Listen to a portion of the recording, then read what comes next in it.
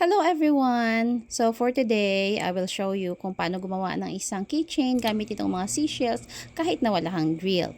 But before anything else, if you're new to my channel, please don't forget to hit like, subscribe, and click the notification bell so that you will be updated to my upcoming videos. So, kailangan lang po natin i-prepare ang ating mga seashells, ang ating key rings, ang ating UV resin. Yes, kailangan po natin ng UV resin kasi ito po ang gagamitin natin para maikabit natin ang ating mga jump rings sa ating mga seashells.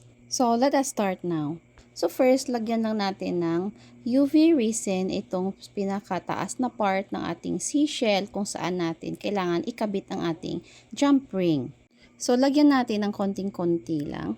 So, itong ginagawa natin really takes a lot of patience. So, kailangan mahaba ang pasensya mo dito. Kasi, ang paglagay ng jump ring ay kailangan i-steady mo siya. So, after malagyan ng UV resin ang ating shell, so, kailangan i-steady lang natin ang ating jump ring dyan sa ilalim ng ating UV light. So, kailangan pailawin na natin ang ating UV light. After na tumigas na ang ating UV resin, so pwede na nating tanggalin ang ating tweezer. Next, dagdagan natin ang ating UV resin dito sa ating jump ring.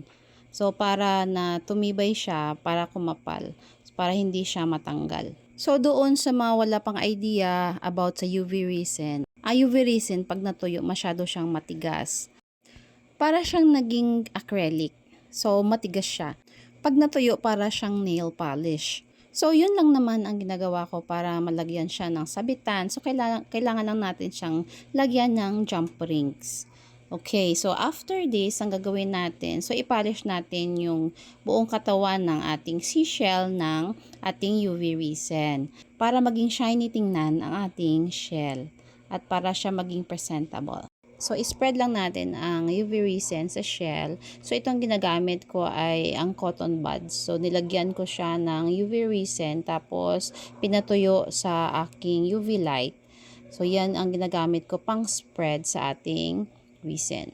So, after this, patutuyuin natin. So, patutuyuin natin ng 90 seconds para mag-dry talaga siya. Kasi pag alanganin ang pag-dry niya, dumidikit siya pag hinahawakan. So, kailangan talagang dry na dry siya. So, sa tingin mo na alanganin pa ang kanyang pag-dry, so, uulitin lang natin. So, ilagay natin ulit siya sa UV light. So, I hope meron kayong natutunan sa video na ito. And please don't forget to hit like and then subscribe and click the notification bell para naman updated kayo sa mga gagawin ko pang video sa susunod. Thanks everyone for watching.